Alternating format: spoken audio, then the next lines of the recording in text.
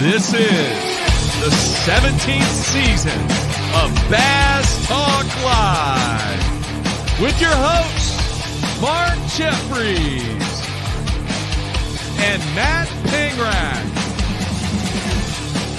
BTL is brought to you by Lawrence, Bass Cat Boats, APCO, Ducket Fishing, Strike King Lures, Sunline, Big Bite Baits, Spro, X-Zone Lures, Yamagatsu, The Bass Tank, and Denali Rods. BTL coming at you. Good Wednesday, everybody. Welcome once again to another edition of BTL Bass Talk Live, where this morning Frank and I are going to talk bass fishing and anything else that we want to talk about. Yes, folks, he is missing. Technology has taken over. We were unable to get a signal, so once again, the man, the genius, Mr. Frank Scalish, joining us today on a Wednesday. 3 doses of Uncle Frank, man. Can you handle that? You can't handle the truth. So you said due to technology. I think what you meant was due to lack of technology.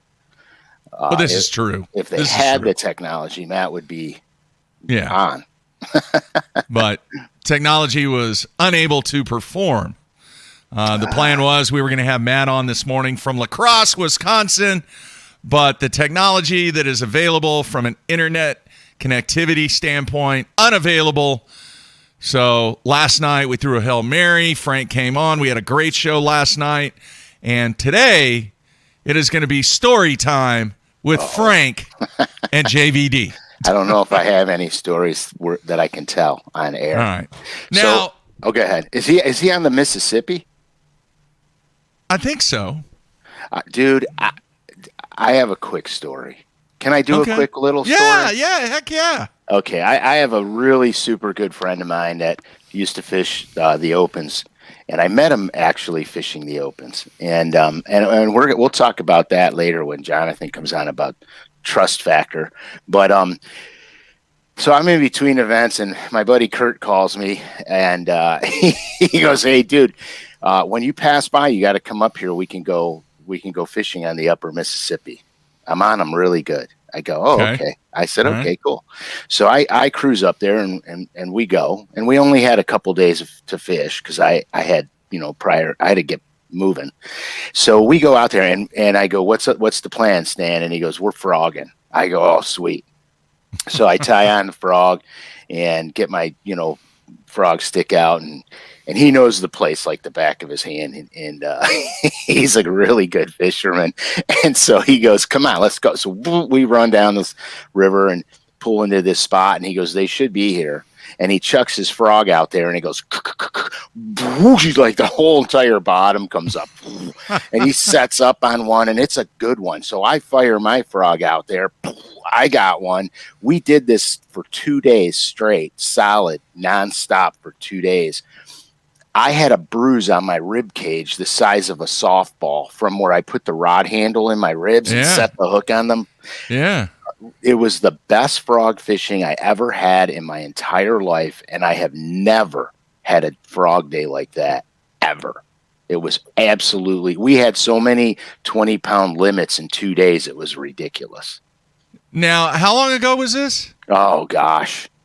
I want to say probably – well, I was still competing, so we'll have to add about 9 years onto that. Probably like 07 or 08 maybe, or maybe 06, 7 or 8. I don't know for sure. 15 years ago. Oh, it was it was the best, dude. This kid, we have a lot of similarities in structure fishing, so that's how we actually met. Yeah. He's a phenomenal structure fisherman too, and that's really how we met. And at first I was really kind of apprehensive because I don't let new dudes in my circle, but he turned out to be he turned out to be straightforward and a really super good guy. So, my gosh, Uncle Frank has a circle. It's this big, dude. There's like 3 people in it. A circle. Well, dude, what else? I knew you had game, but I didn't know you had a circle. Jeez. Is that the right terminology? Having a circle? Am I part of the circle? Well, sure you are. You're sitting right next to me. So is it called an entourage or a circle? I don't know, man. How about just funny. A handful of friends? Is that there good? You go. That's just a handful of friends that I can literally count on one hand. Yeah. I go 4. Because nobody likes me. Jeez. Unbelievable, man. There's only one Frank Scalish. All right. If you missed the show last night, you may not get this. But I've got a little video clip that I want to roll. Oh God! And we talked about it on the show last night. So let's see if I can get this going here. Oh boy! And then we're going to take a break and come back with JVD. All right, there's the still shot of it right there. All right, here we go. Into where the big rocks and little rocks converge, and Frank gets bit. That's where that last one came out of. I rear back, I jerk on the fish, I come back empty and no jig trailer. All I could think about is by the time I put another trailer on, Ike's gonna have another fish in this boat. Why are you doing this? No, you did not. Oh no! Oh, put this thing in the boat, and I look up, and there's Frank, just shaking his head in disgust. Got 2 reties, and he's got 2 fish in the boat. If I keep this up, he'll have 10 fish, and I'll have 10 different lures on. I'm making a new rule. What a whiny baby. I swear that wasn't on purpose. When guys retie, you can't throw in the water. I can't throw. You can't throw. Another nice keeper. Hey, no, really, if I'm retying again, you could fish. I'm kidding. Well, that's only the 3rd or 4th time it's happened today. Forget about it. That's what we say up in Cleveland. Forget about it. Forget about it. All right, man. Were you mad or not? Were you upset? No. Are you kidding me? Upset. I'm just happy to see that photo without a beer belly. That's all I'm happy about. That was quite entertaining, and there were some other clips from I don't know how long they had. I think they had like 15, 20 minutes. Oh yeah, up on YouTube. Making fun of his belt too. Do you remember what kind of belt he was wearing? Yeah, he had some white belt on. I told him my daughter has a belt like that. It was a zebra belt. Yeah, that's what it was. It was the zebra belt. Yeah, you're telling me that Uncle Frank doesn't have a zebra belt? Dude, are you? Look at me. Just look at me, okay? I don't wear skinny jeans. I don't wear zebra belts. I wear, for the most part, T-shirts, hoodies, jeans, or shorts. Yeah. It was pretty cool that you guys wrapped up the show in front of the Rock and Roll Hall of Fame, though. Yeah, and that was very accidental because the pattern went to crap. When the producer made us move, we could have had the show done literally in probably 20 minutes. And the producer made us move around the city a little bit. Mm-hmm. Just because he wanted to be, he wanted to show the city too. Yeah. And we went back to where the fish were really at, and the wind had changed direction and the weather had changed and the bite went to garbage. So I said, let's run to the Rock and Roll Hall of Fame. I think I can catch one there. And then I wound up catching the last keeper of the day. Yeah, that was cool. That was cool. All right, man. JVD coming up. You guys go way back, don't you, Frank? Yeah, we do. Met him really early on in. I met him through Kevin. And then for whatever, you know how it is when you meet somebody and then you just automatically, you're just like friends. Mm-hmm. That's how it was with Jonathan and I. We just got along so good, and we had so many similarities in fishing styles and everything else. We just gelled, and it turned out to be a good friendship. And we had a lot of fun on traveling around and stuff. We never really roomed together, but we always palled around together. After hours when the day's over. I'm sure you guys have some stories that the fans and I are about to hear. I don't know. I hope he remembers more of them than I do. Oh, come on, man. Come on. Let's spill the beans here. Stuff going on behind the scenes with the beans. There's no spillage of beanage. All right. All right, we're going to take a break here on a Wednesday. Come back with JVD. Everybody stay tuned. We'll be right back.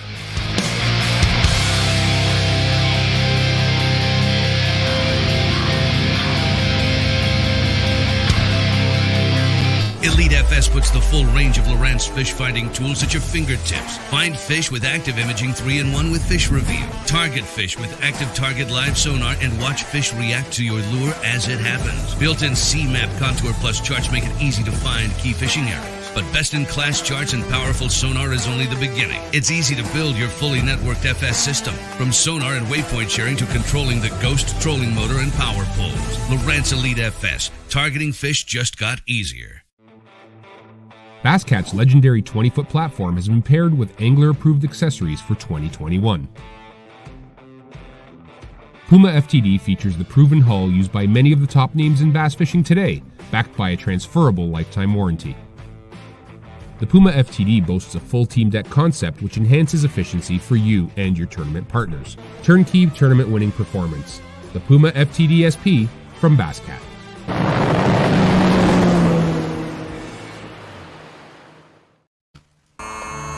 I've made my living on the water for over 20 years. For 14 years. For over 23 years. I've worn a bunch of different clothing brands over the years.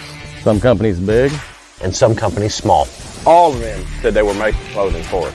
But none of them knew us. None of them were us. Except for one. Except for one. Except one. AFCO. AFCO. AFCO. AFCO. Fishing isn't part of us. It is us. Everyone, Brandon Polnick here. People always be asking me what I got tied on. And I'm like, X-Zone Lures. And they're like, Brandon, why you got X-Zone Lures tied on? And I'm like, let me show you why. The bite. Get out of there. Get out of there. Oh, yeah. Oh, it's freaking thinking. Get in here. Oh, God. Giant. Oh, my gosh. Oh, my gosh. I think you get the point. Let's face it, fishing electronics are no longer an afterthought. They've become a necessity. And at the Bass Tank, our experts match you with the right electronics, provide professional installation, and educate you to help maximize your catching results while providing support along the way. Because let's be honest, it's about catching, not just fishing. And when you're ready for better results, join the Bass Tank team. Visit us today on Facebook or go to thebasstank.com. Preparation is key to success. And that preparation starts well before you ever hit the water. You're only as strong as your connection to the fish, and your line is that critical connection. Confidence in your line every minute of every day on the water is a necessity, and failure, it's not an option. Sunline makes the fluorocarbon, nylon, and braided lines to give you the strength to guarantee your confidence.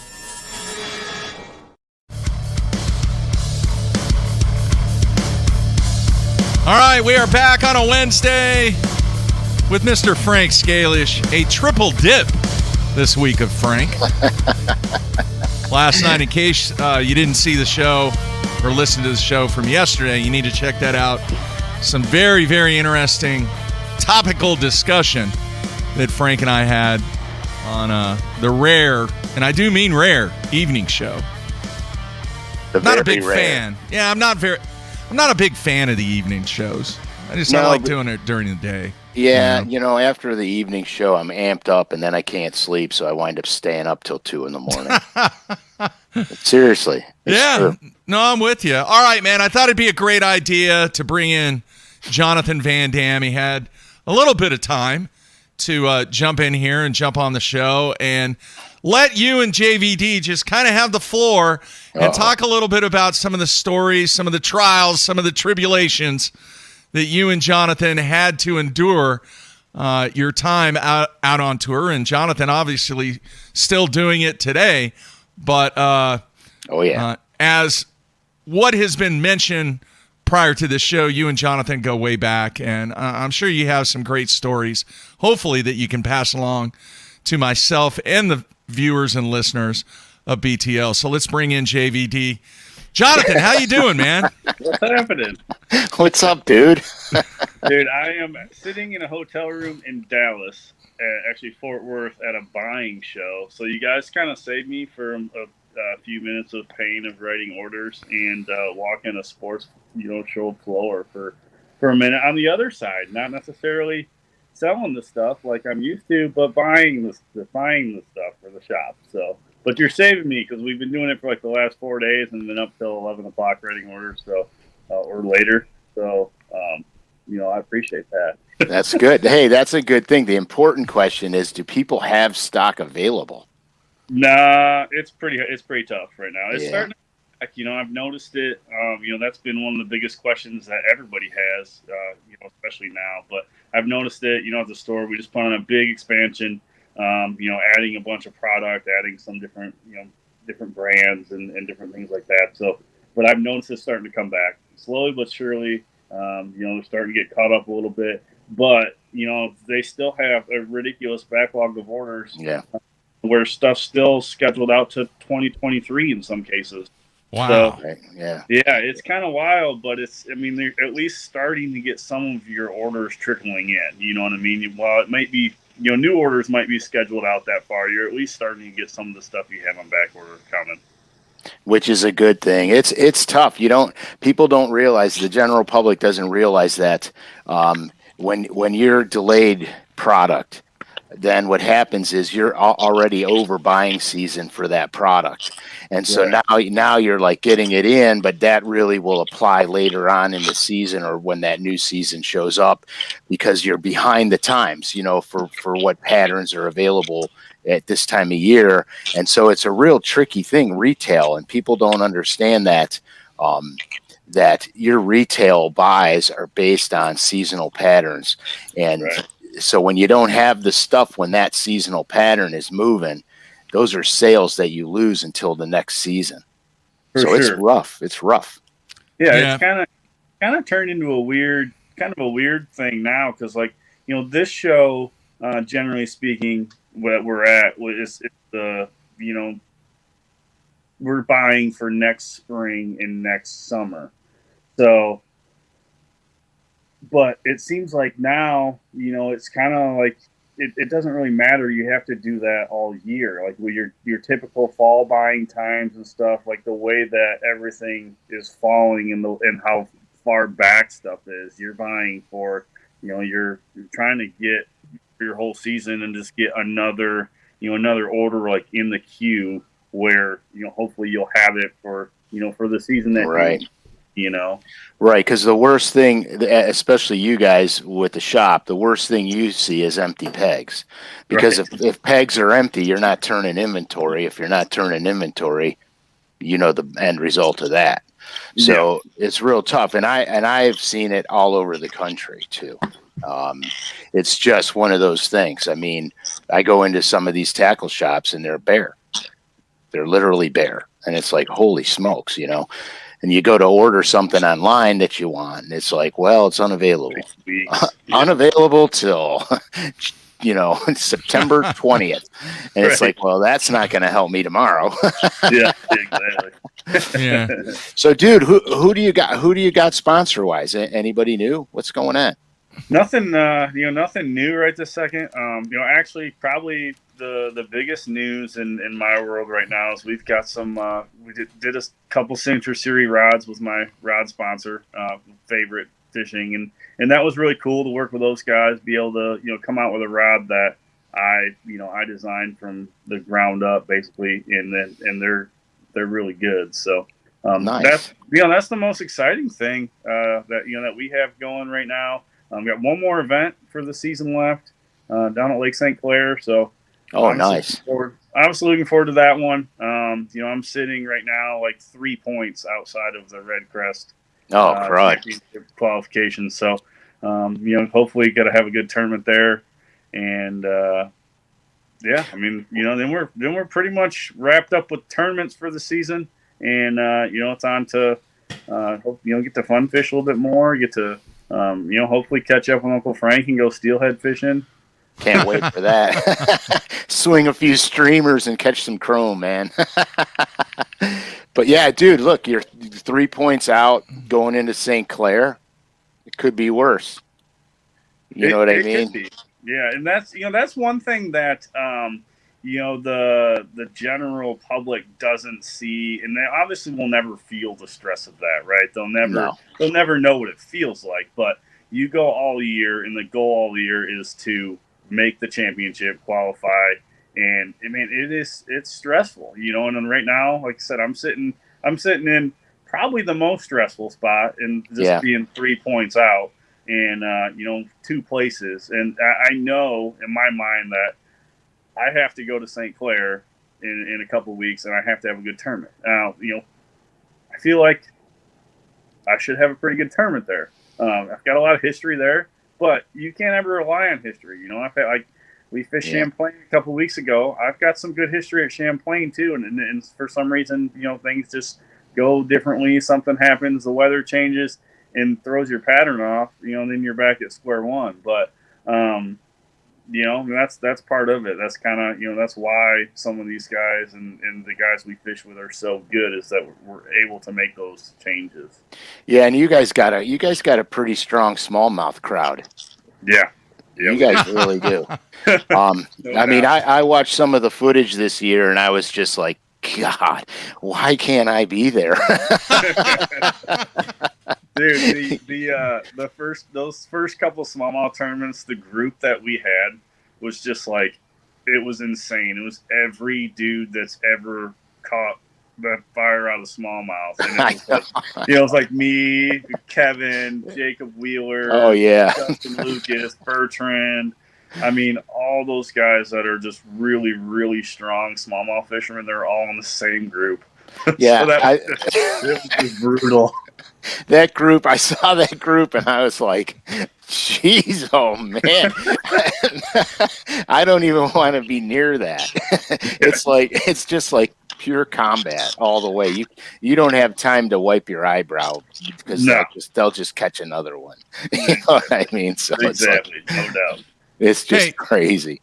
Hey, Frank, why don't you tell the fans a little bit? How did you guys become friends? And when did that happen? Do you remember? I don't know the exact reason how. I mean, it's just, I don't know. I mean, we met through Kevin, right?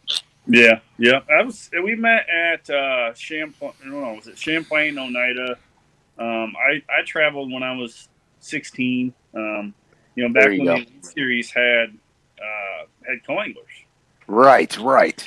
So I traveled down there, and I think I practiced with you one day. You were staying with us at Oneida, or right next to us there, and we had my other cousin was with us. My cousin Steve was with us too. And I think Steve ended up fishing with you in a tournament day one day at Champlain, if I remember right. And then I practiced with you one day, because we had the three of us. We're in Kevin's boat pretty much the whole time. And, yeah, that's right. I know where I saw you guys now on the water. I don't know where that was at. Oneida? Was that Oneida? That was Champlain. Yeah, I think it was Champlain.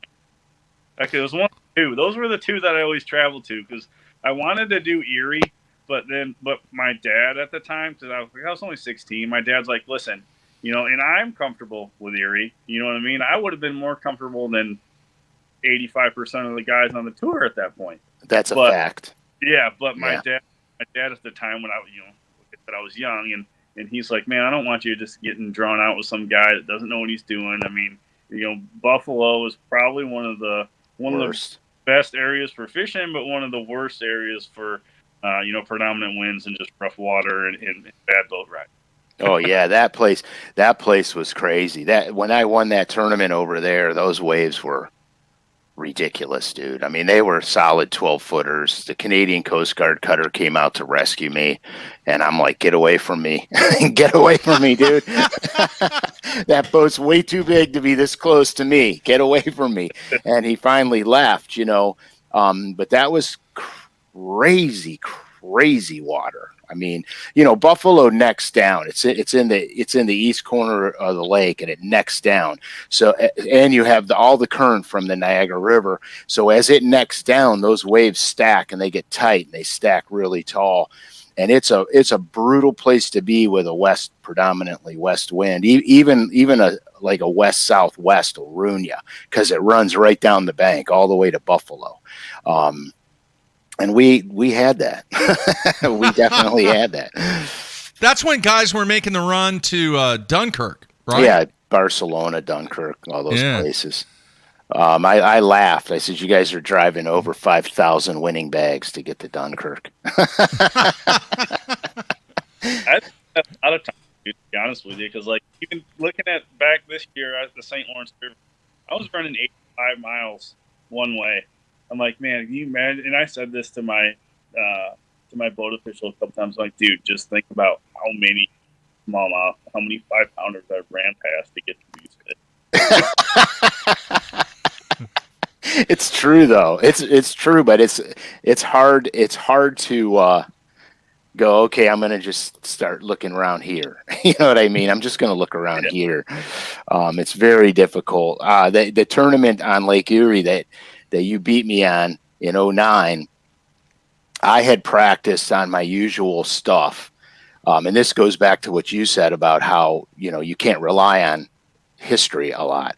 So I go and I spend a few days running some really grade A stuff that I had. And in 3 days, I think I caught one 15-inch smallmouth. And I was like horrified. So I said, I gotta just look at a map, pick a section of the lake that I've never been to in my life and start over. And that's exactly what I did. And I found all these fish and I'm like, holy smokes, I couldn't believe it. It was like being on a different lake, but I had to have, it took every ounce of energy I had to ignore waypoints that I had in my unit. And I did, and I found these fish and it was good. I mean, it was good. Anytime, look, one of the favorite things about fishing, is actually going to a new body of water because it's all new. It's all exciting. You get to look again for new fish. You get to find new stuff. It's exciting. So when I did that on the big lake, picked this section out, I said, I'm fishing this 15 square mile area and I'm not leaving it till I find fish. And that's what I did. But it's hard. It is, especially with as much history as and you get 10 years of traveling to all these places and 10 years of waypoints and experiences. It's real easy to pull up to, and all these memories that you have, and it's real easy to pull up and like, man, I gotta go check this spot, and start running water that you're familiar with. And in most cases that I found, aside from those structure type places where you're fishing offshore, that type of stuff like this, the offshore structure, it changes. But like if you find something there, aside from brush decays over the years, but you find a rock pile, like that rock pile doesn't go anywhere. You know what I mean? No, it's not. Stuff like that, it's really easy to run back and check. And that's why one thing I learned over the years is always changing my symbols on my my waypoints. I know what it is before I even get there, so I'm not wasting time running to a brush pile that's been there, since 2015 or something like that. Right. It's all but decayed now and gone, Yeah, that's funny you say that too, because I was on Norman last year and I had 1 million brush piles, and I said, "Oh my gosh, this brush pile is fantastic!" And I run over there, shut down, and I'm like, there ain't no brush here. You know what I mean? So it's like delete waypoint. You know what I'm saying? So I wound up spending a lot of that day running brush piles that didn't exist and deleted all the waypoints for the brush. And so I started doing what you do, as I put symbols on stuff now. And if I find a rock pile, like let's say I'm in 35 feet of water and the rock pile comes up to 23, I put a waypoint directly on top of the rock pile and label it 23 feet or 23.1 feet. And then I'll put a flag icon for boat position around that rock pile, because now I know that it's rock. It ain't going anywhere, like you said earlier. And then the brush piles, I just put a Christmas tree or something on it. And then I know that, hey, there's a hit or miss possibility if I come back here in 2 years that this brush pile's still there. All right. JVD, what's some of the best advice that Frank's ever given you from a fishing standpoint? Don't drink another one. Good advice. We've had lots of conversations. Oh, you're going out, Jonathan. Yeah. What's going on here? Hang on. I don't know what happened. Am I there? You're good now. Okay. Let's say we've had lots of conversations over the years just about, we talk all sorts of just in-depth little nuances, stuff that we noticed over the years. And I think probably one of the biggest things that Frank's actually taught me a lot about is just the business side of our sport. As far as fishing, I picked up a lot of little things from Frank as far as fishing goes too, little nuances. We had a conversation a couple of weeks ago. We were talking about throwing. It was right after he was talking about his Carolina rig show, and went to a lake over here and noticed that he got bit reeling his Carolina rig in, and he's like instantly, hey, I got to switch to a crankbait. And I think you pile drive him that day. Oh yeah.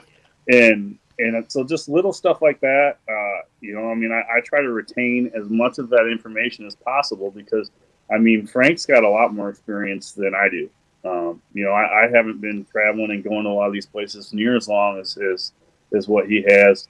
So I like to soak up as much of that as I can. And, one of the biggest things, though, that I found that I remember anyways is just the different things that he's kind of taught about the business side of things and when kind of how to approach sponsors and that type of stuff. It's been helpful for me over the years for sure. It's a very overlooked side of the pro bass world. The business side of it's very overlooked. As far as fishing prowess and info goes, dude, come on. You're stacked with info. You have a connection. On Oneida, you turned me on to the white spinnerbait. Yeah.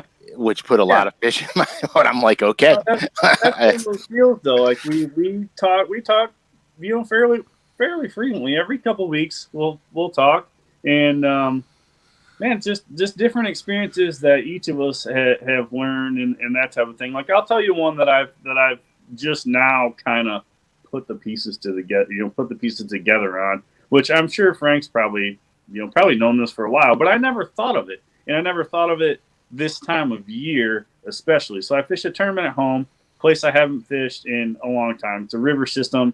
It's got a lot of backwaters. It's just a frog and flipping type of place. And but last week we had a full moon, right? So, and I noticed in practice that I was catching some fish, and I was catching them inches of water. And all the stuff that I'd fish offshore and some of that type of, some of those good weed lines that were off the bank a little bit, I wasn't getting bit on it, and I wasn't seeing the bait. But then you got up there, and that 6-8 inches of water. There was bait and bluegills and stuff everywhere. So I remember this too in certain situations that I ran into this down south, even in the wintertime.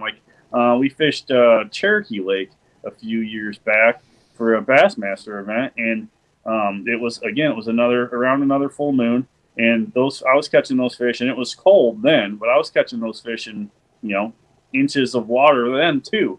So, just little things like that I pick up on. Any time around a full moon, those fish get in the absolute dirt with barely their backs covered. And I found that to be true. From it doesn't matter what time of year it is. I even caught some fish that were peeing like they were spawning almost. Yeah.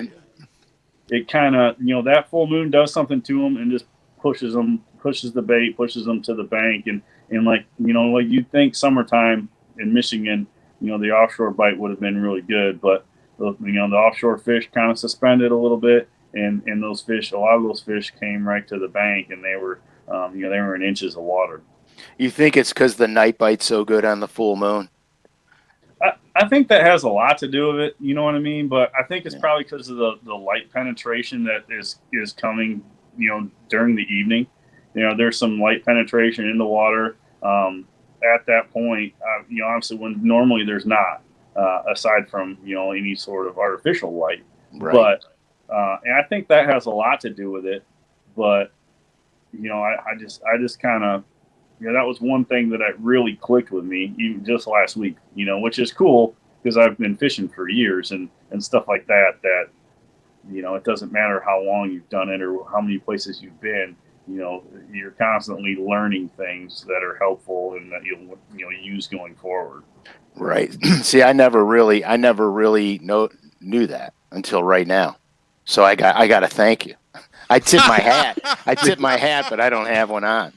Wow, the teacher getting taught right That's there. Right. Hey, if you hit this sport and you don't learn something every time, then you're only going to go so far. Because this sport's always ever changing. And here, look, I said it a million times on this show. Fish lie. They lie to you. And so every time you think this is a foolproof idea, they switch it up on you. And I never really noticed that on the full moon, to be honest with you. But that explains something that I encountered the other day. I don't want to really say it right now, but let's just say this. I encountered a very shallow bite, and everything I was catching was deep. And I encountered a real shallow bite, same thing like you just explained, but I didn't equate it to the moon. And now I get it. You're absolutely right. Interesting. And I did not make that correlation at all. Huh? Actually. Now you have. Somebody asked earlier, have you ever caught smallmouth on a frog? Oh, yeah. For sure. Right. Oh, yeah. Small frogs and toads. Yeah. They crush that thing, man. I've caught them under docks on frogs. I've caught them under mats. I've caught them flipping milfoil. I mean, I've caught they a lot of people think of smallmouth as just open water roaming around. I mean, they get up in the stuff too. I mean, they go where the bait goes, just like a largemouth does. And if there's smallmouth in an area, I mean, you'll catch them right there with the largemouth a lot of times. And now anymore, a lot of times we're seeing, up in Michigan, you're seeing those largemouth out doing the same stuff the smallmouth's doing. So, I mean, they're adapting when they have to, Yeah, I mean, when I took second on Champlain, I was flipping milfoil. Mm-hmm. And I was catching both largemouth and smallmouth. It's just, I was fortunate my smallmouth were all 4-pounders. yeah, that helps. And it's really bizarre when you got about 8 feet of line out and you hook a 4-pounder. Yeah. Oh, jeez. Hey, Jonathan, your first bass win was at Erie, was it not? Yeah, it was. Is that right? What do you remember about that? Because it wasn't out of Cleveland. It was out of, what was it, Sandusky? Yeah, it was Sandusky. Yeah. What do you remember about that? Oh, man, I remember all of it, honestly. I could tell you. Whooping my ass is what he remembers. I can tell you exactly where I caught every fish. And I remember, specifically remember, I'm trying to remember where I was sitting. I think I was 5th place after the first day, or maybe 8th place. The second day got canceled because the wind blew really hard. And I know, Frank, you were running all the way across to the North Shore. I was running the complete opposite direction all the way, back east towards Cleveland area. And but we were running the same pattern, essentially. And I remember the first day I caught 4 good ones, I wasn't getting a ton of bites, which is kind of typical for Erie. And the first day it was blowing the first day. It took me a while to run over there. And I caught 5 fish is all I caught the first day. I had 1 14-incher, but I had 21 something. Yeah, it was over 20 pounds. Yeah. I mean, they were big. I mean, when you caught a good one, I mean, it was a really good one. It wasn't just like a 4-pounder. I mean, they were 5s, you know. And I had one that barely bumped. I remember that because I had 4, and they were all good ones. And then I'm like, man, I need to get one more. So I'm bouncing around, and I was fishing isolated rock piles, and bounced around, and then the next day, come in 21 pounds. I think I was in 5th or somewhere right around there. Were you leading or were you second, something like that? I think I was second, going in second. We were both right there in striking distance. I mean, only a pound or 2 out of it. So I think I was maybe 2 pounds out, 2 or 3 pounds out actually, because I don't remember who was leading that first day. But I know like Steve Clapper was right up there too. There were some hammers up there. There were some good Erie fishermen. And then the second day got canceled.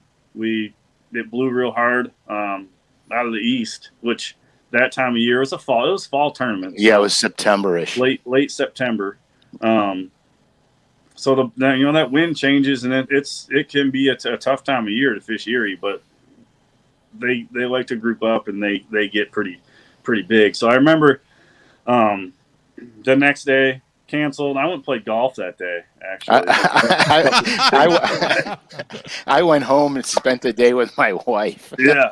I didn't go home. I didn't go home, which I could have. I probably nowadays I would. I'd run home, hang out with the kids, do whatever. Because it's only that Sandusky is only 3 hours from my house. So, but that day I went and played golf, and I remember going out the final day, ran out. It was still a little choppy, but it was started to lay down later in the day.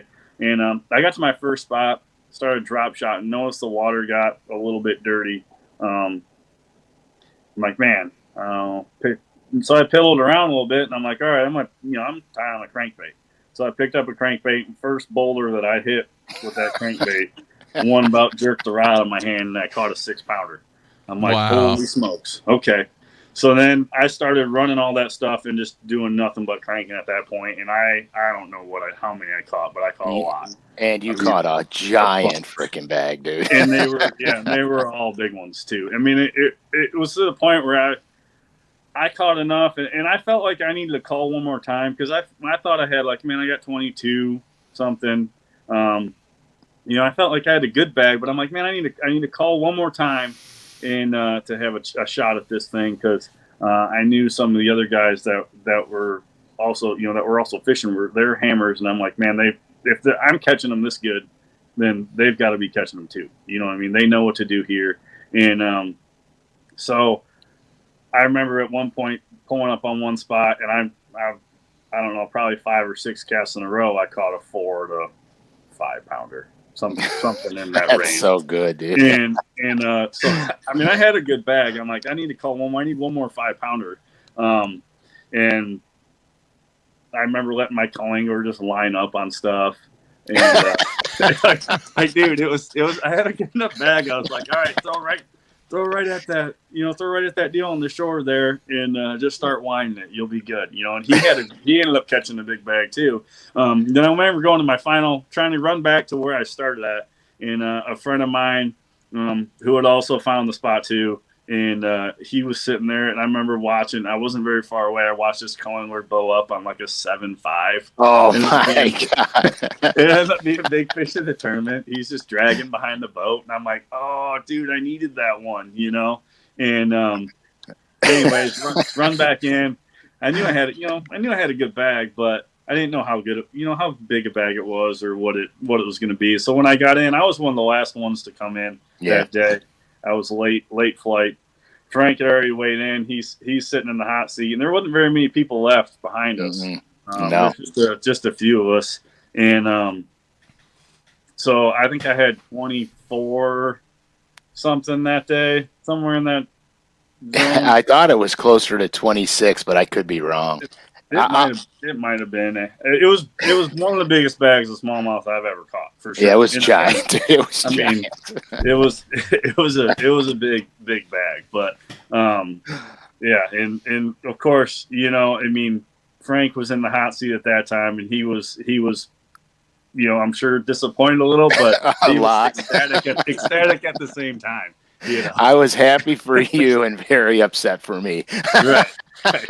So it's funny. That's kind of how our that's just kind of how our relationship's always been. Like we both have been right there a lot of times, and we're excited to excited for our buddies when they do well. Right. There was no jealousy or animosity. Right. Yeah. I mean, there's times where, Frank had a year of all years that year. You had like 2/3 and a second or something? Yeah. Champlain.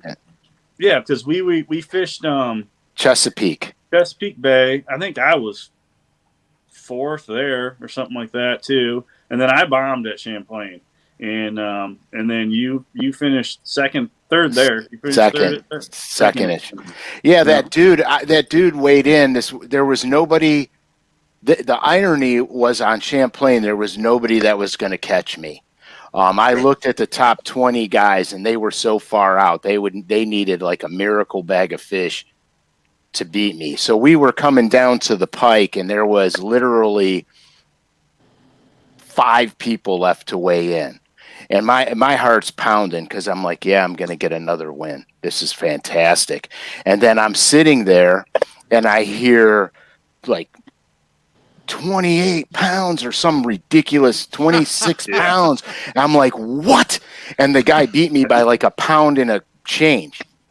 And I took second, and he won. He was a smallmouth guy, and he made a run down to tie, and he caught some largemouth. Yep, he caught some giant freaking largemouth, and he got me.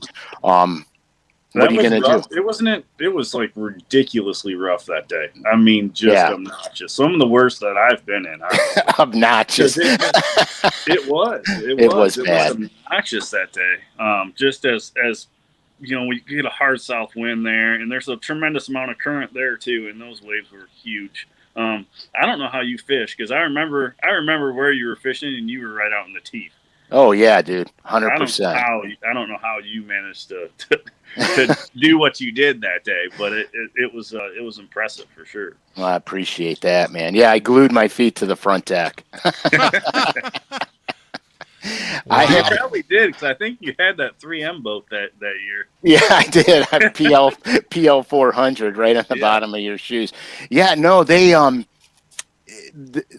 that was a very weird tournament, because I remember one day in practice we had a fog day, and where it was slick, flat, foggy. So I had launched my boat in the vicinity where I wanted to be, because I didn't want to waste time waiting for the fog to go before I got there. So I drove there and launched the boat. And I remember I was literally idling out, and I heard a splash.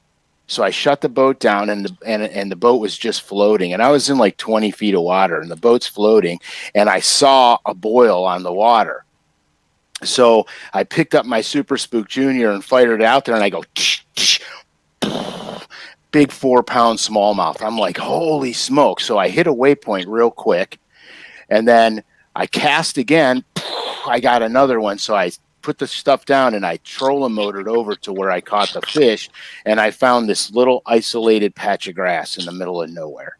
So I'm like, holy smokes, man. So I started trolling motoring around all out in this 20-foot stuff, and I found like 6 or 7 of these isolated patches of grass. And I just put them in the GPS. I didn't even fish them. I just put them in the GPS. Well, the fog started lifting, and so I went and tried to duplicate the pattern. And I couldn't duplicate the pattern anywhere else. So I said, well, let me go to some of the shallower grass and see what I can muster up. So I pull into this milfoil edge, and it was only like 4 to 5 on top, but it was like 10 to 12 on the bottom of the break. And I was cruising around through there, and I just picked up a jig, and I go, oh look, there's some coontail with that milfoil. I throw the jig in there, that jig's going down, and I almost lost the rod out of my hand.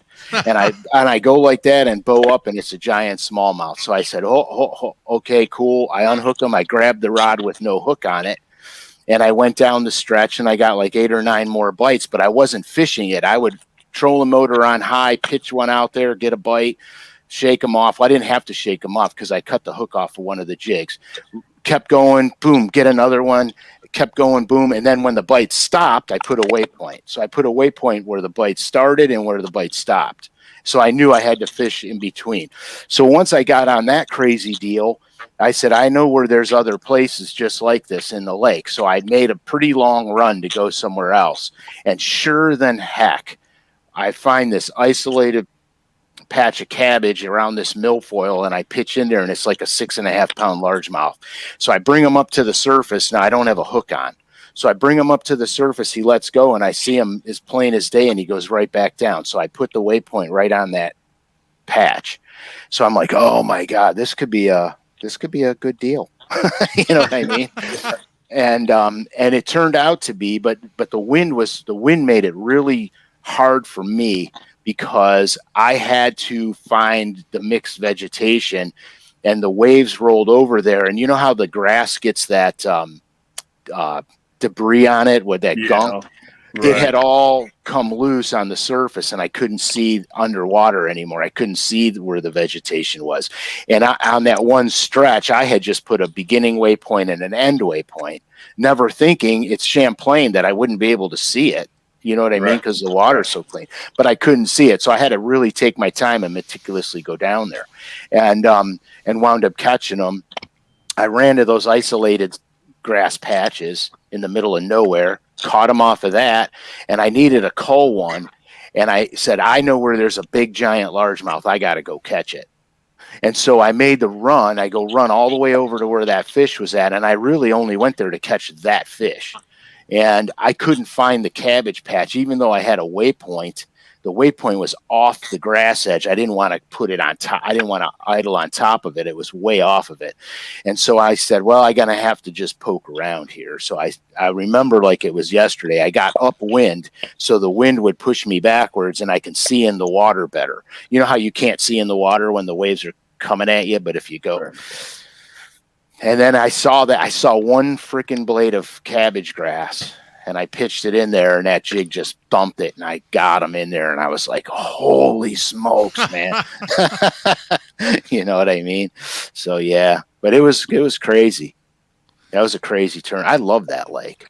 Yeah, that's back in the heyday. That lake fished extremely tough, actually, this last time we were there. It's just, I don't know if it was just an in-between time. You know, the fish were just kind of scattered. But I've had, for whatever reason for me, that lake, and it shouldn't be the case because the way that I fish, that lake should be, it sets up good for silly. You. It should be great for me. And every time I've been there, I've had phenomenal practices. I can go over here and catch 20 pounds of largemouth, go over here, catch 20 pounds of smallmouth. I could do both, do whatever, and then for whatever reason, come tournament day, they just, I don't know. I zig when I should zag, and I never have great tournaments there. I never have absolute terrible tournaments there, but I've never had a tournament, not a single one, where I felt like it was to what I felt like it should have been, Yeah, that's how Florida is for me. Yeah. Florida is my nemesis, man. I hate Florida. Jonathan, speaking of Florida, one quick question, and then I want to get back into the discussion that you guys are having here. We ask this question a lot to guys from up north and a few guys from the south. Is it easier for northern anglers to learn and become better on the southern bodies of water, southern reservoirs, or is it easier for the southern guys to learn how to catch smallmouth on the northern lakes? What are your thoughts?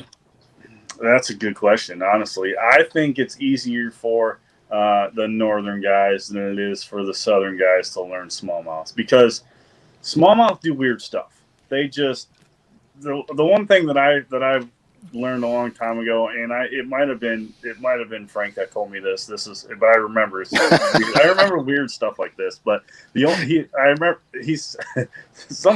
pretty sure it was Frank. He said the only thing you can count on with a smallmouth is that you can't count on them. Yeah, it was. Yeah. So that's one thing that is it really hard for, and the other thing that's really hard for southern, and I'm not saying all of them, but smallmouth they let you know real fast if they're there. I mean, there's no waiting around and like, oh, I'm just I know they're here, they're just not biting. Like if they're there, they're gonna bite. I mean, it's pretty plain and simple, and really. But for us, being from up north, we have kind of the benefit of having all the different types of lakes that you can possibly run into around the country. We have all of them up here. Michigan, Ohio, even Minnesota, Wisconsin. I mean, we have the river systems with the backwaters. We have the shallow grass lakes. We have the big glacial lakes. We have the Great Lakes. We have smallmouth, largemouth, you name it. And we have places that fish. I mean, there's a place right now on the Great Lakes that fishes like Okeechobee, and it's insane. It is the most insane thing that you've ever seen at the moment. And it's stuff like that we have the opportunity to do and fish here, or up in the northern states, whereas down south, those guys don't have smallmouth and clear water that they can just go and drop shot and try to practice that stuff. They have to make a trip or spend a significant amount of time on some of these smallmouth waters to get comfortable with them, because I mean it really is, and I kind of take it for granted sometimes growing up doing it my whole life. It's different. It's just different fishing, different mindset. Smallmouth do weird things. There's a lot of things that I've had great success with smallmouth fishing that you would never think in a million years, being from down south, that's what you'd want to do. Yeah. You guys, you taught me one thing about smallmouth that I wasn't aware of, and that was the sand. Everybody equates the fish to the rock and the drops and to this and to that. I never really equated them to sand. That was a huge benefit to my learning curve, and that was from you. And you guys in Michigan have a different smallmouth venue than we're used to, even though we're next door neighbors. Like Lake Erie doesn't really lend itself to the sand thing. No, you know what I mean? And that helped me out on Oneida, believe it or not, because there was some flats in Oneida that how the ridge lines that form in the sand, right, where they dip and then come up and dip and come up. I saw them running the ridge lines, and I was like, what? I mean, the water was, that deep. Yeah. And I'm like, what? So, yeah, I mean, so it's really cool, though. And here, like the smallmouth guys down south, like I've heard this 1,000 times. People say Pickwick's the best smallmouth fishery on earth. And I'm like, are you people crazy? You'll have, you go to Pickwick, and you'll have two guys that sack them. Right. And then you go to the Great Lakes or St. Lawrence, and everybody's catching them. Yeah. It's not, you cannot compare any lake below the Mason-Dixon line to the Great Lakes. There's no comparison. Not a chance, especially now with the gobies and just how big the fish have gotten. And you can tell that it's being realized more now than ever. I mean, we're really good at giving away some of these amazing fisheries, and looking at some, Champlain's got a ton of pressure this year. Huge pressure. St. Lawrence River's got a ton of it this year too. But those places still continue. Like St. Clair, that's been on the radar for 5-6 years now, and they get a tremendous amount of pressure, but they're still able to they shell out some mega bags of small. Yeah, and that's a combination of a couple things. That's a combination of current, grass, and bait. Yeah. The more grass you have, the more bass it can hold, and because grass will hold more bass than any other cover or structure. Huh. Hey, just a follow up to that question that I asked. Didn't you finish in the top 10 in your very first Elite Series event in Florida, of all places. Yeah. Is that right? I did. I finished. If I look back over the years now, like that is one for sure. That like I'm like, dude, if I only knew, then what I know now or what I've learned now about Florida. I mean, I was as green gets. It was a Harris chain, wasn't it? Was it the Harris chain? No, it was at the St. John's River. St. John's River, okay. Which is, for me, looking back at it now, I look at it, I'm like, holy smokes, dude! Like, I don't know what you were thinking for half the stuff, but it worked, obviously. Because not only is the St. John's River a Florida fishery, it's also tidal. Yeah. And I knew nothing about either of them at the time. And both of them are it's a big deal. They are. And so, I remember the first day of the tournament. This is a funny story, actually. So, looking back at it, it's hilarious. But so the first day of the tournament, actually, I'll take you back to the last day of practice. The first couple of days of practice, I ran around and I was cranking, fishing shallow, fishing the main river, and I was catching some fish. Just junk fishing, basically. I fished a shallow bar, and I actually had Terry Scroggins just kind of show me a little bit of like just what to look for, stuff like that. And so I'm like, all right, cool. So I start running around, and then I remember going in. He showed me the community holes of all community holes for the spawners, up in those springs. And at the time I was like, whatever, dude, And I remember going in there in practice, and I'm like, all right, I can see where this would be awesome. And I went into Salt Springs, and that is the biggest community hole it is. Spawners into the whole river. Like and manatee. Yeah, and manatee. And manatees. But so I run in there, the first day of practice, that's where I go to. I'm like, man, there's got to be some spawners in here, I run in there looking around, I don't see nothing. Like not a thing. There's boats all over in there. And so I'm just like kind of pitching my way around and don't really have nothing. So we go and I fish the river. I get on a little pattern in the river, actually, cranking just cranking the main river bars and cranking some points, and one place I caught them really good. It was just a high spot in the middle of a channel. I was fishing slam in the middle. If you're familiar with that area, it's the Cross Florida Barge Canal, runs from St. John's River through Rodman all the way to Lake Rochelle, which is on the other side of the state. And it's just a canal, straight canal, really nothing to it, rock on the walls on both sides. And but so I kind of got on that crankbait pattern, and I was catching fish that were just on these little high spots. And when I say a high spot, it was probably, this area was probably 30 yards long and maybe a foot and a half higher than the rest of the canal. And they were in the middle. Slam in the middle. And, most people fish down the bank because it had riprap and all that stuff. And I was throwing it's a discontinued color now, but it was a Lucky Craft. It was the RC 2.5, the Deep Diver, the Rick Clun edition. And it was white, had gray stripes, and then the brightest green top ever on it. And you can't find that color anymore. I still have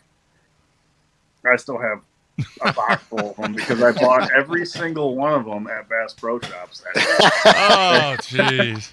Because I didn't want to run out, because for me that was a confidence thing. So, but anyways, the last day of practice, I run back down to that Salt Springs, and I start looking around. I'm like, holy crap, dude! There's just big uns everywhere, and there wasn't a single boat up there because I was in there 2 days prior, and there was nothing, not a single fish. A couple small little males, but not even very many of those. And that third day, so I found one. I remember cruising around looking, and I see this fish, and it's massive. It's the biggest fish I'd ever seen at that point. And I'm like, holy smokes, I thought it was a log. So first day of the tournament, I run right to this fish on a bed, and this is before power poles, right? So I had an anchor in the bottom of the boat. And then, dude, I get down there, get up next to this fish. I see this thing. I'm like, holy smokes, there it is. And I had an old duck hunting push pole. I stabbed that in the ground, kind of towards the back, and I got the anchor out of the rod locker, throw it over to the side, whoosh, tie off to this anchor, and I start pitching for this fish, and I have no idea what I'm doing. And I remember my first pitch, she bit it on a just, I was throwing a lizard, just a black and blue lizard, Texas rig with a little probably at that point a big lead weight.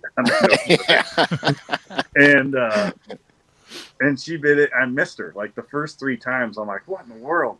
So then I finally hooked this fish, and I didn't realize how hard some of these things. I never caught one that big. That's by far the biggest fish I'd ever caught. So I ended up sight fishing that whole first day, and then the second day I sight fished the whole second day too. And then I ran to that cranking deal and caught like 2 4-pounders in the last couple hours. But I was trying to, I had the general concept of how tide worked, but I never had experienced it. So I was running I'd sight fish till noon and then run up to, and not realizing at the time that it would change by an hour every time. You know what I mean? I was just like, all right, when you catch them in this current and the tide and whatever, you got to remember what time it was, so then you can go back there at the same time and do the same thing, right? That was my general knowledge of tide at the time. And, except you lost an hour or gained an hour. Except I lost an hour each day and didn't realize it, right? So wow. The final day, and of course the final day I made the mistake of, and like I was leading, and then I was, I don't remember who was behind. Peter T was right behind me. There was a handful of guys that I looked up to for a long time, and I was, I'm 18 years old. And putting the smackdown on the old guys. Yeah. I'm leading this tournament, and I remember catching. I caught a 6-pounder and a 7-pounder on a drop shot do you remember the old on a spinning rod? A drop shot and a spinning rod. Do you remember the old Bass Tricks, that bluegill? Like that big bluegill thing they had, like that big. Yes. They had that. And I remember drop shotting that, and I caught like a 6 and a 7-pounder on that, on a spinner rod, drop shotting off a bed.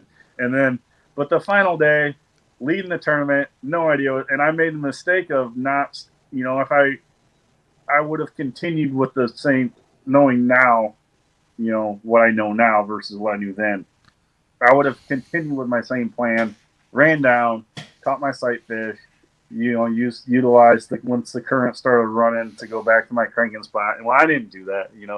I was like, man, the day before I wore them out on the crankbait, and I came in like I was in an hour early. I stopped catching them. I was catching them every cast, and they were all 4-pounders or better.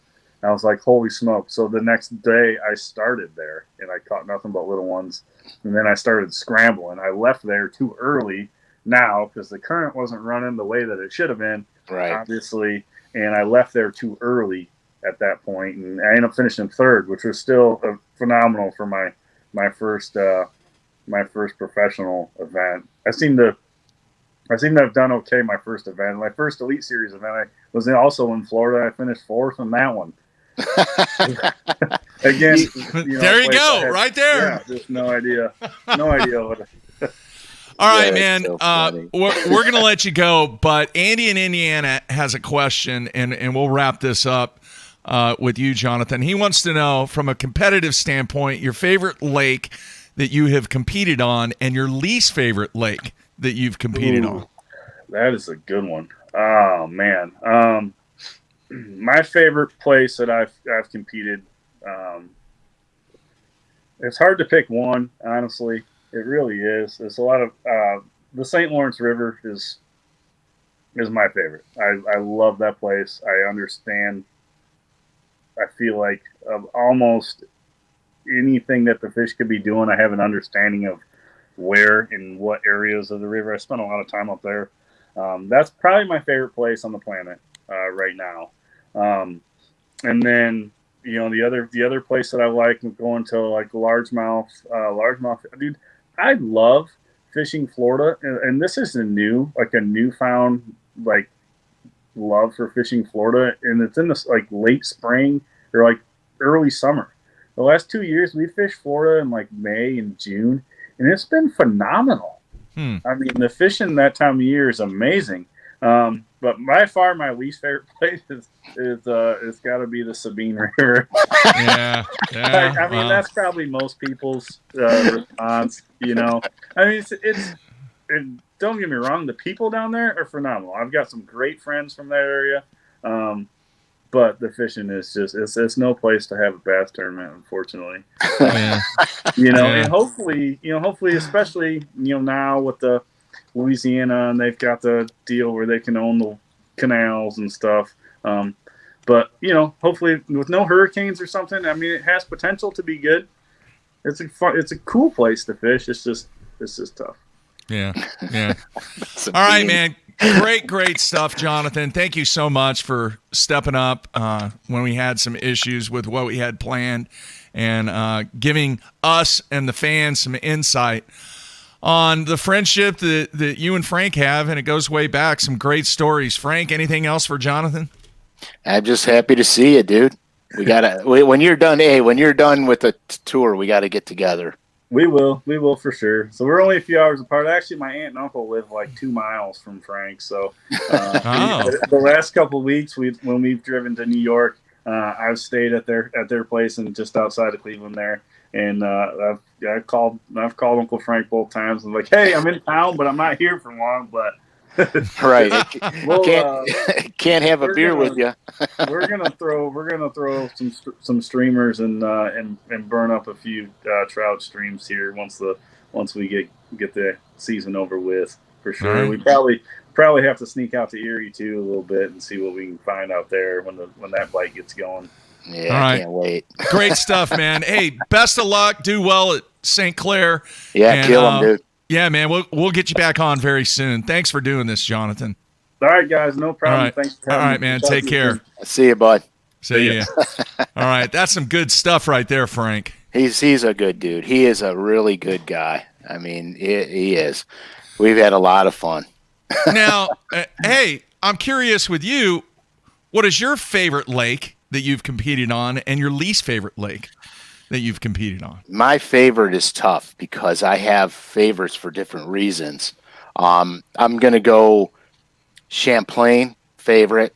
Mm-hmm. Table Rock, only because I like the diversity in Table Rock.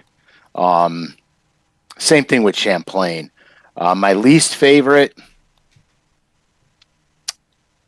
would be the James River.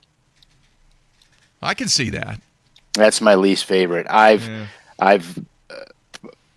put myself in bad situations there because I misjudged the tide a few times, and once you lose the tide, you lose it the whole day.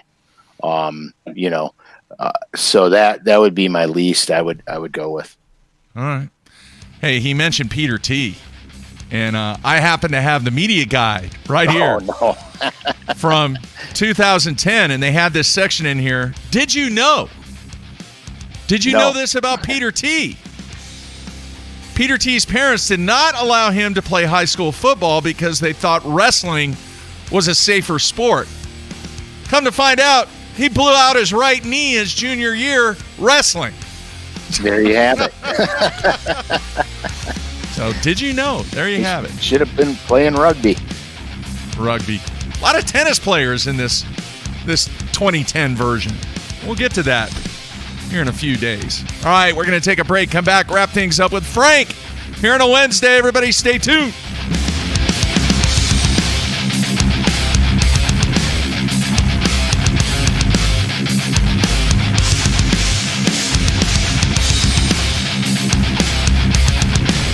Pro-inspired, pro-designed, tested and proven by legends on the water, dominating the tournament trail for over 50 years.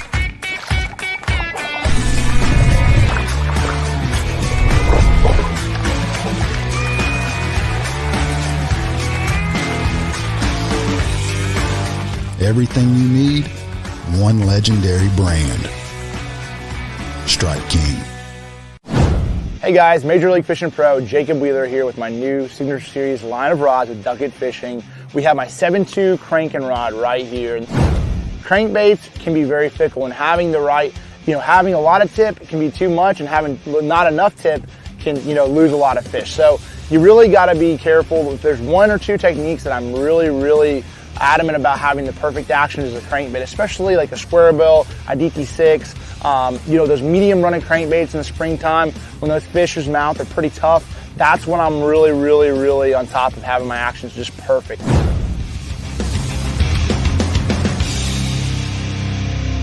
There's one. You know what works. Now you need a bunch of them so you don't run out on your next fishing trip. The Big Bite Pro Packs feature 25 baits per pack at a price far below that of having to buy 5 packs of regular baits. Now the Pro Pack has a big brother, the Mega Pack. The Mega Pack features 100 of your favorite baits. With these, one bag is usually plenty to get through the day. It helps me stay organized, helps me save money, helps me catch more fish. All of us on the Pro Tournament Trail use Gamakatsu hooks. Why? Because they are absolutely the best. It's not about how many bites you get, it's how many you put in the boat. Gamakatsu makes hooks for every fishing style. We didn't come this far to lose fish. Did you? For more information, visit gamakatsu.com. The Little John family of crankbaits designed by top tour pro John Cruz have excelled at catching bass in any condition for years. They all feature a flat-sided design and paint jobs that are seldom seen in mass production bait. The Little John family also expands with new rattling versions of the Little John 50 and Little John 50 MD. Both of these baits are proven fish catchers that will now be available in rattling versions for stained and muddy water. They feature the same great action and diving depths as the original 50 and MD sizes. The Ned Rig. What rod should I be using with the Ned Rig? My favorite is the Denali Lithium multi-spin rod. It's our 7'4" length, great Ned Rig rod. It's got a great sensitive tip on it. It's long enough where I can make long casts, which are usually fishing clear water with a Ned Rig, and it's got enough backbone to get those fish in. So check it out, Denali Lithium Series 7'4" multi-spin.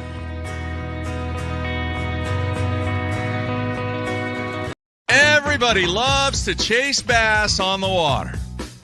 But is your most valuable asset protected when it's not on the water? Empire Covers can preserve your bass boat against even the harshest conditions.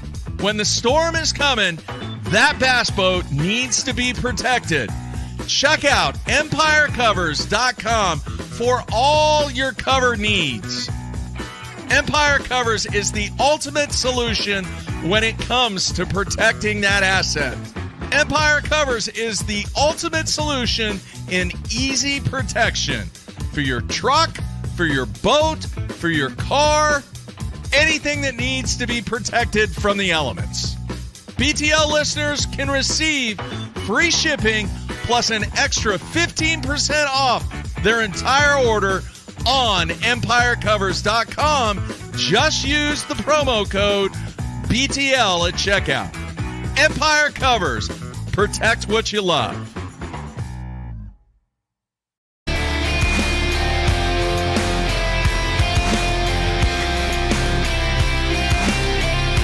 All right, we are back closing out Wednesday here with Mr. Frank Scalish. Day 4 tomorrow, man. Day 4? Yeah. I better prep for that. I kind of been letting the week kind of slide on by. Yeah. Hey, are you a pad fishing guy? I received a couple comments and questions about, hey, can Frank talk about fishing lily pads? Yeah, I mean, I do. As a bass fisherman, you have to be adversed in all kinds of habitat. And yes, the short answer is yes, I do fish pads. I don't have quite a bit here to fish. I mean, we have lakes with them, but Yeah. Yeah. Short answer, yeah. All right. Maybe down the line here on day 4. All right. A couple people were asking about the marathon show. The marathon show got postponed because of certification training that I had to go through at school. So we have rescheduled that. I believe it's going to be October 12th and 13th is when the marathon show is going to happen. So more to come on that as we approach the month of October. Dude, it's still 100 degrees. I don't know what it's like in Cleveland, but it's smoking hot here. Yeah, and this is the worst time of the year for me. I hate it. I hate it too. I'm a guy that if it was 58 to 65 degrees every day, I'd be a happy camper.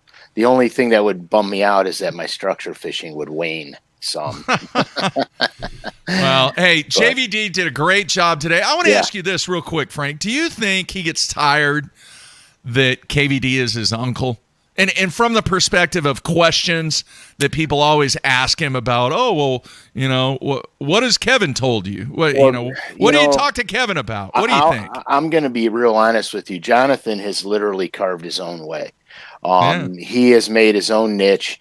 He tried as hard as he could to stay off of Kevin's coattails, and he really is doing it on his own.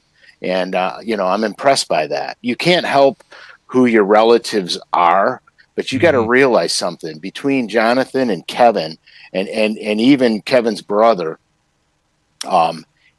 Those guys just flat out hunt and fish. I mean, that's what they grew up doing. That's all they know the outdoors incredibly well. So you have to assume that the people coming out of that family are going to naturally excel in those areas. And I don't necessarily, it would be hard. I admit it. It's probably in the beginning was a little rough because you don't want to be someone's shadow. But I think Jonathan did an outstanding job of keeping that separated. Yeah. Yeah. He can catch him, man. He's proved that too. Oh, flat out. Yeah. Interesting comments that he made from a product perspective on, they're ordering stuff all the way through the summer of next year. It seems like the logistics of getting product is getting a little better. Yeah, it but there's still a huge concern about product on the pegs, man. Well, there is. You guys remember going to LureNet, and then I got all the DMs that, hey, they're out, they don't have it. That's synonymous all across our industry.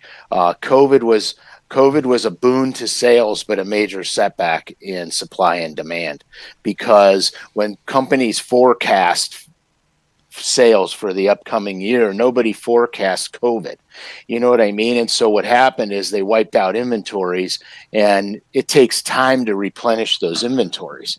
And so that's what you're experiencing now with lack of or very little product on the shelves, is people trying to catch up from COVID. LureNet's no different than all the other tackle stores and e-commerce sites out there, but LureNet's starting to get some, like Jonathan said, there's stuff trickling in. LureNet's starting to fill back up. Not as fast as I'd like it to see, but you can't help that. You know what I mean? We'll get there. It's just going to take a little more time. With all retails, I've been to some huge tackle shops within the last 2 weeks, and they're empty. I mean, they're empty. I mean, they got stuff on the shelf, but not the stuff. You know what I'm saying? And so so it's it's a tricky retail game right now. Yeah, it really is. Hey, by the way, a couple of people want to know if you can expand, not today, but maybe tomorrow, on the whole sand thing. The comments that were made about the sand thing. Yes. Is that a big secret, or is that something that's common knowledge? Or it's common knowledge with a handful of people in certain regions. Okay. Like here, look, the Michigan fisheries, I'll be honest with you.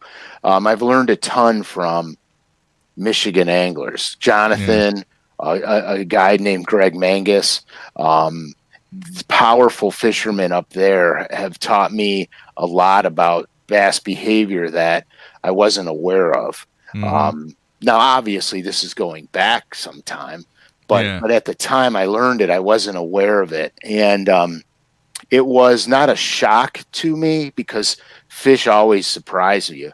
But it was an overlooked, there's overlooked patterns that I never really thought about until those guys, told me about them. Yeah. To be honest with you, it was something that I would never gravitate towards sand. Yeah. And now it's like, oh, sand flats with grass? Oh, yeah. I got to go check that out. Hey, you know what's weird too, Frank, is a lot of people here in Oklahoma, Lake Texoma, obviously on the border of Oklahoma and Texas, but there's a lot of sandy areas on Texoma. And for a number of years, they were like, nobody fished them. Right. Nobody, it was just like, it's a waste of your time. Don't go over to Platters Flats or whatever. Right. And then I remember back in the 90s and early 2000s, dude, that was a diamond in the rough. And people finally discovered how bass, both smallmouth and largemouth, related to that sand on Lake Texoma. Yeah, and a lot of the reason it was a diamond in the rough was because it was so unpressured for so long. Yeah. Pressured bass, the thing that changes the bass more than anything I've ever seen in my life is fishing pressure. Fishing pressure does bad things all the time to bass. I mean, their entire behavior pattern can change. Great point. Man. Due to pressure. So when places are left alone, those fish behave much more normally and naturally. Yeah. Great stuff today, man. Nice pinch hit today. It was a fun show. Yeah. Many thanks to Jonathan, too. Yeah, nice to see him again. Yeah, good stuff. Steelhead fishing, huh? Oh, yeah. We're going to go catch some chromers, man. Some chromers. Oh, yeah. Very nice. All right. I got to make sure. I didn't mean to throw that up yet. You threw it right up there, man. I didn't mean. I got click happy. That's okay. Hey, I'm done. I quit. I'm finished. Click happy. All right, folks. Day 4 with the man, Frank Scalish, tomorrow. And then I am working on next week. Next week's going to be rather interesting with Matt being gone. Matt's basically gone for a month. So it's just going to be me and a bunch of other folks. You and your shadow. Yeah, trying to get through. I didn't even realize it. Somebody threw me a comment. The cat was laying right down here by my feet. Night. Yeah. Yeah. I didn't even notice that. Hey, that's okay. Yeah. It's a good cat. It's very mellow now. Very mellowed cat. That's important. Yeah. All right, dude. Great show today. Thanks again to Jonathon VanDam for taking part. And we will be back tomorrow. Same time, 8:30 a.m. Central Time. Make sure, if you're listening to the podcast on iTunes, you leave us a review and give us a rating. It helps us out immensely. All right, talk to you tomorrow, Frank. That's it. We're out of here.